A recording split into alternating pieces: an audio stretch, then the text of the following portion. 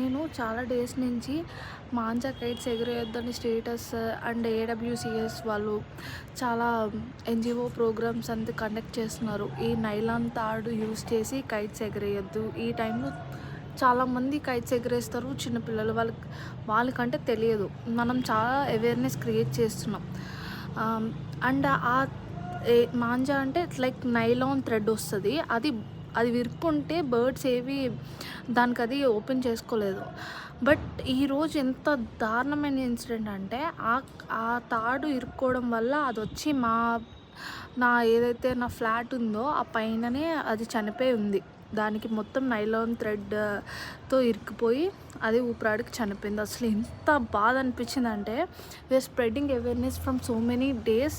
But ఈ incident ఎక్కడో దగ్గరలో ఎక్కడో జరిగింది అని వినడానికి బాధ అనిపించడం ఓకే.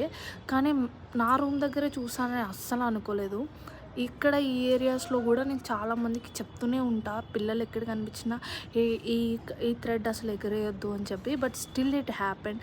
మన సరదా కోసం, మన హ్యాపీనెస్ ఒక హాఫ్ అన్ అవర్ దానికోసం ఒక ప్రాణిని చంపేయడం, అది కూడా నార్మల్గా చనిపోదు. చాలా అంటే చాలాసేపు కొట్టుకుని చేస్తుంది.